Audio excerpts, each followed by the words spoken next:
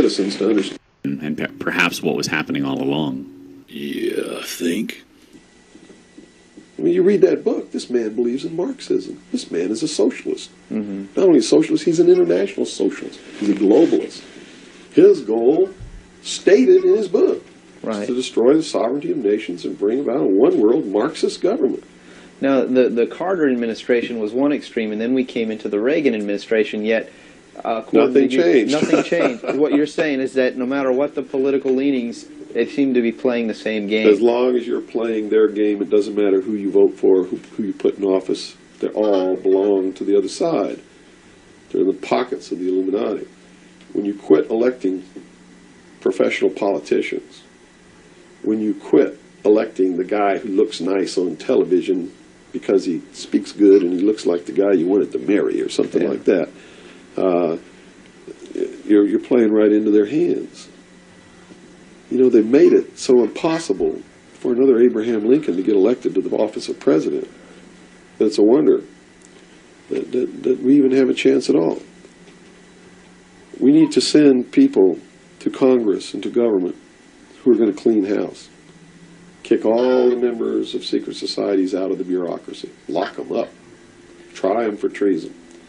Because they are traitors. So one thing that may help is term limitations.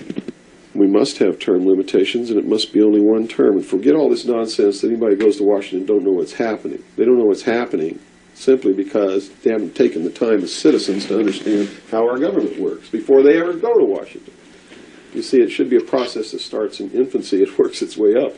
And everybody should be taking part in the government. Now, if someone came in to office with this kind of knowledge and with this kind of intent to really push these people out, would they not be eliminated immediately? Not if they have the people behind them, because what the people would do in one fell swoop, in one election, would elect people who've never served in government before, kick the incumbents out, send citizens to Washington.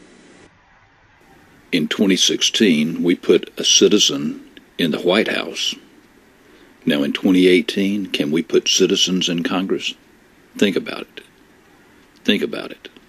And now they're faced with a very real prospect of Donald Trump becoming the leader of the party, and it absolutely drives them crazy.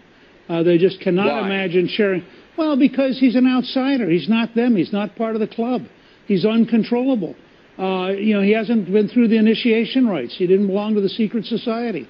And I think that they don't see him. They have no idea how to relate to him. Now let's look at the current... They're taking care of themselves. The current crop of presidential candidates.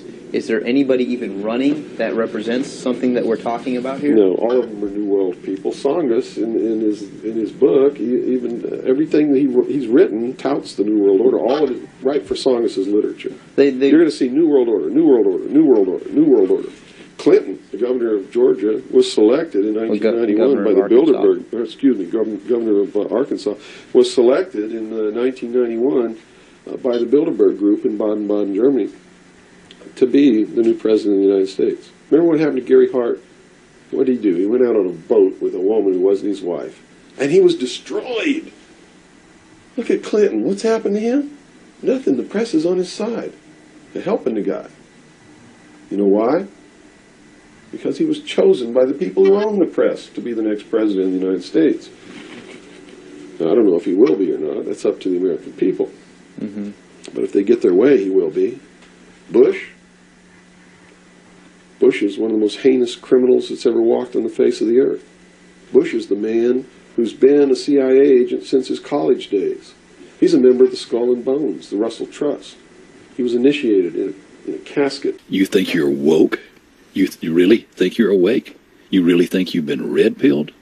Here's what we knew in 1990, and not different than what we knew in 1988, 1985. In fact, by 1990, we were thoroughly aware of the complete Marxist takeover of academia.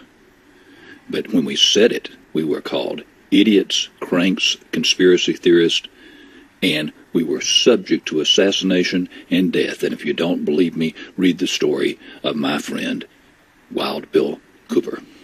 You know what's really sad? What's really sad is that so many of you, even this very moment, are still struggling with that idea of the complete Marxist takeover of academia. My God, take a look at it, folks. Take a look at it. You're sending your children every day to be brainwashed. You heard what he said. Most of you know that what he said is absolutely true. And he was speaking in 1991. 1991. Apparently the other night, or within the last week, because I've been getting a lot of email about this, and I even received one telephone call.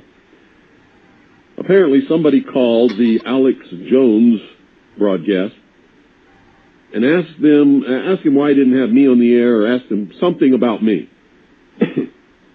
Alex Jones said he had me on the air once before, several years ago, and had to cut me off the air because of the foul language that I used.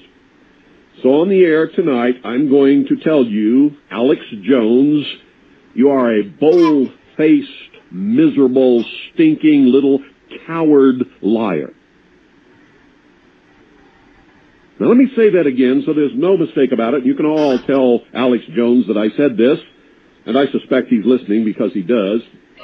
Alex Jones, you are a bold-faced, stinking, rotten little coward liar. I was only on the Alex Jones show one time. It was years ago, when I didn't know who he was, when I didn't realize what a liar and a coward and a sensationalist bullshit artist that he is. He was on one little FM station down in Texas. He wasn't on all the stuff that he's on now. And I agreed to be on his broadcast. That's when I was doing guest appearances on broadcasts, years ago. I was not cut off. I did not use any kind of foul language whatsoever. He treated me very well, and I stayed on for the whole show. Some of you in Texas know that that's true because you heard the broadcast and you taped it. Later, when I found out who Alex Jones was and what he was doing to the truth, and what a cowardly liar and sensationalist he really is, every time he called me after that, I have always refused to appear on his broadcast. Absolutely refused to lend him any credibility whatsoever by appearing on his broadcast. And that made him very angry. I've also revealed him for the lying sensationalist bullshit artist that he is by every once in a while bringing to your attention the lies and the deceit and the rumors that he spreads over the airwaves that are not good for any of us, and they're not good for the nation. They are especially not good for militia and patriots. The most disgusting broadcast he ever did was on New Year's Eve, the year 2000, the New Year's Eve, 1999, bringing in the year 2000, which he went completely out of his mind and claimed that Russia had launched intercontinental ballistic missiles with multiple warheads at the United States of America, and actually panicked millions of people who were putting their children and their belongings in their cars and heading for the hills. Now, there's lots of things that can be said about me. Nobody needs to lie about me. Sometimes I am irritating. Sometimes I absolutely will not suffer fools and am just as rude as I can be. Nobody has to lie about me, Alex Jones. So I suggest that the next time somebody calls your broadcast and asks them about me, you tell the truth. There's lots of truth that you can tell about me. But don't ever lie on me, buddy, because I'll chop you off at your ankles. I will chew you up. I will spit you out for the lying, stinking, rotten little coward that you are. And that, ladies and a new world order can emerge, a new era, freer from the threat of terror, stronger in the pursuit of justice, and more secure in the quest for peace. An era in which the nations of the world, East and West, North and South, can prosper and live in harmony. 100 generations have searched for this elusive path to peace, while 1,000 wars raged across the span of human endeavor. And today that new world is struggling to be born. A world quite different from the one we've known. A world where the rule of law supplants the rule of the jungle. A world in which nations recognize the shared responsibility for freedom and justice. A world where the strong respect the rights of the weak. We have before us the opportunity to forge for ourselves and for future generations a new world order. A world where the rule of law, not the law of the jungle, governs the conduct of nations. When we are successful, and we will be, we have a real chance at this new world order, an order in which a credible United Nations can use its peacekeeping role to fulfill the promise and vision of the UN's founders. What is at stake is more than one small country. It is a big idea, a new world order, where diverse nations are drawn together in common cause to achieve the universal aspirations of mankind: peace and security, freedom, and the rule of law.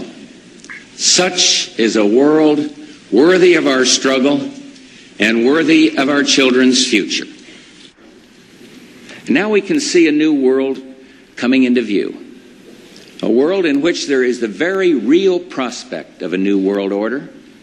In the words of Winston Churchill, a world order in which the principles of justice and fair play protect the weak against the strong.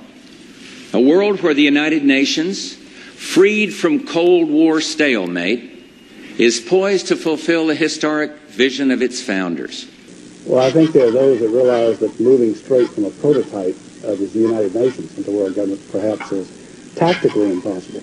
But phasing out increasingly national sovereignty into regional government and phasing out sovereignties into international treaties in multiple areas. The whole area.